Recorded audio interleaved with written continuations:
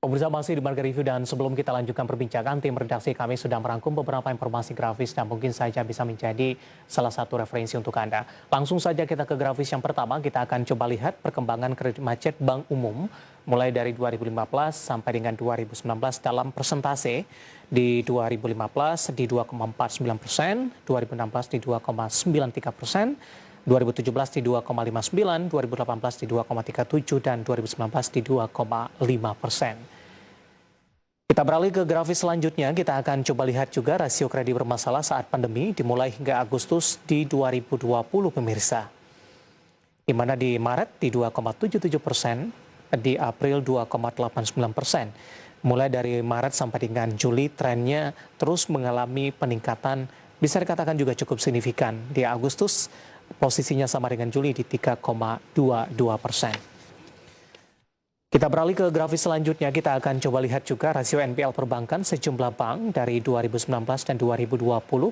BCA di 1,8% dan 1,3% ini perbandingan 2020 dan 2019. Bank BRI di 3 dan 2,8%.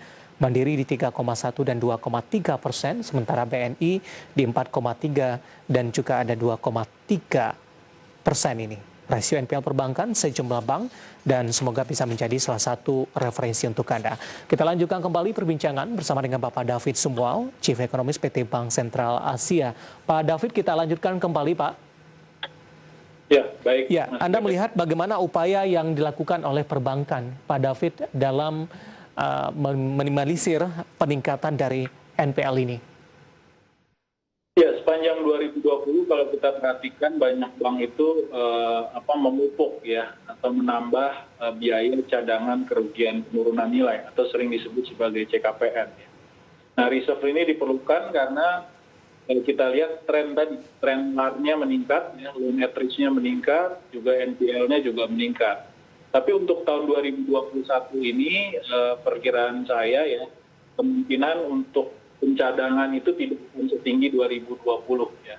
Jadi 2020 ini juga dalam rangka mengantisipasi tren kenaikan dari NPL tersebut. Jadi kalau kita lihat kan sampai Februari ini masih cukup tinggi ya, di atas 3%. Memang kalau textbook itu bilang di atas 5% bahaya, tapi kalau kita lihat ya posisi sekarang untuk ekonomi kita 3% itu sudah alamin juga. Dan yang kedua dari sisi permodalan juga bank harus mempertahankan ya posisi CAR-nya ya. Dan dengan potensi pemulihan ekonomi ke depan ya, saya pikir beberapa bank ya yang buku 3 maupun buku 4 kemungkinan harus melakukan pemupukan modal juga ya. Jadi kalau kita naikkan kredit itu kan ujung-ujungnya akan mempengaruhi CAR juga. Dan memang perlu penambahan modal juga pada akhirnya buat bank-bank tersebut. Ada kaitan tidak Pak David dengan restrukturisasi kredit yang dilakukan oleh perbankan sampai sejauh ini, Pak? Ya pastinya ada ya, karena itu cadangan kerugian penurunan nilai itu kaitannya juga dengan restrukturisasi. Jadi ada beberapa yang pada akhirnya harus diperpanjang tenurnya ya ataupun maturity-nya ya. Ada yang harus ada pengurangan beban misalnya dari sisi bunga dan lain-lain ya. Dan beberapa skema-skema yang lain ya yang ada sesuai dengan peraturan dari regulator juga. Sejauh ini sih saya melihat bahwa potensi kenaikan NPL ini sudah sangat terbatas ya. Karena kita sudah tahu semua bahwa ini ada kaitannya dengan pandemi dan pandemi ini pelan-pelan juga mulai teratasi dengan mulai dijalankannya program vaksinasi. Kita berharap tahun ini sudah selesai sehingga keyakinan masyarakat maupun mobilitas masyarakat itu bisa terus membaik ya. Saya pikir kita akan full speed di tahun depan paling tidak. Jadi mobilitas juga semakin kuat di tahun depan. Kalau tahun ini memang masih dalam tahapan konsolidasi karena proses vaksinasi ini juga masih berjalan. Baik, Pak David, saya cukup tertarik Pak terkait dengan masalah permintaan kredit yang masih melemah begitu terdampak dari pandemi COVID-19. Sebelumnya Di program yang sama kita juga sudah berbincang bersama dengan beberapa pelaku industri yang terdampak pandemi, termasuk juga pelaku industri tekstil, Pak David. Mereka juga sudah melakukan atau ingin mendapatkan dana dari perbankan, tapi hal ini tidak kunjung diterima begitu, mengingat mereka dari sisi resiko mungkin dari pihak perbankan menilai ini masih cukup tinggi meskipun pemulihan sudah berlanjut dalam hal ini.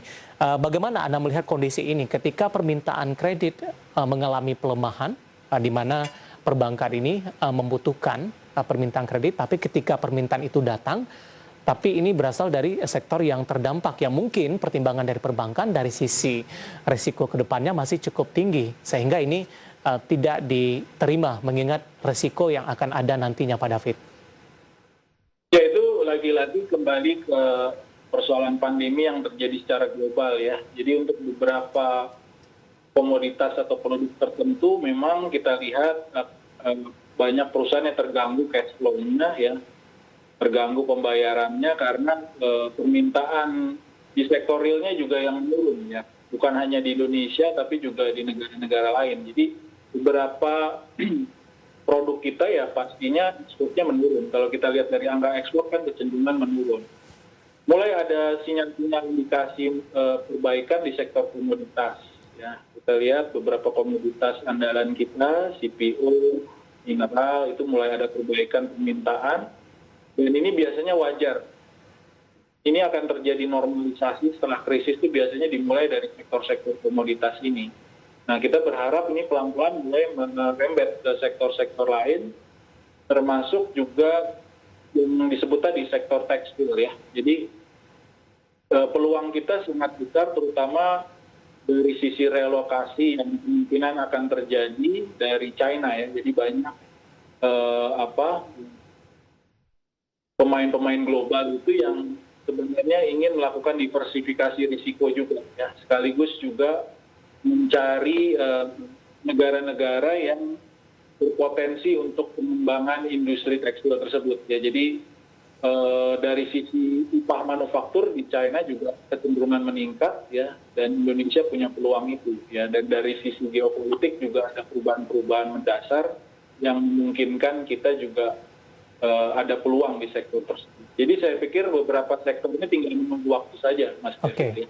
Jadi cukup wajar, Pak David, perbankan berhati-hati dalam hal ini, Pak?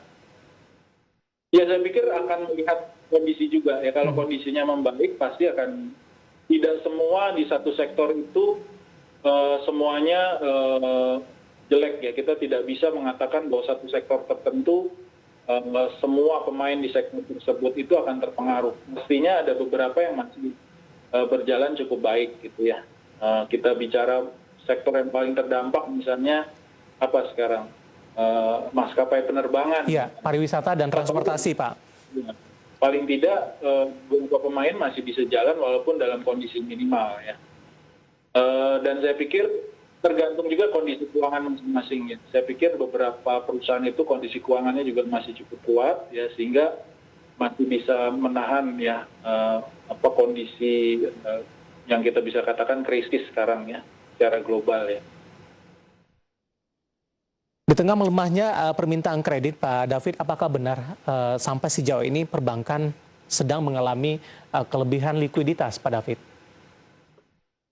Ya, kalau sejauh ini sih saya lihat kan perbankan sebenarnya tetap menyalurkan kredit ya, dan terus berusaha melalui berbagai cara,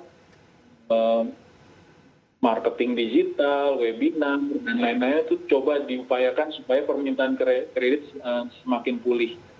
Nah, sejauh ini perbankan kita juga coba membantu. Memang kondisi likuiditas sangat baik ya, dan kita coba membantu pemulihan ekonomi ini sementara ini lewat obligasi pemerintah juga ya. Jadi pemerintah kan membutuhkan dana besar juga ya untuk kembali menggerakkan ekonomi. Nah, sebagian memang perbankan itu memang memilih untuk membantu pemerintah via obligasi tersebut ya. Jadi ini memang sinergi yang kita lakukan dalam upaya untuk pemulihan. Nah, kita harapkan setelah nanti gerbong perusahaan-perusahaan ini bisa bergerak, ya, sehingga dengan lokomotifnya juga yang bergerak dari sisi pemerintah, kita berharap ekonomi bisa pulih sepenuhnya. Terutama mungkin percepatannya akan terjadi mulai akhir tahun ini. Baik, Pak David, kita masih punya satu segmen lagi, kita akan jeda kembali terlebih dahulu Pak, dan pemirsa bersama kami, Marga TV akan segera kembali usai jeda berikut ini.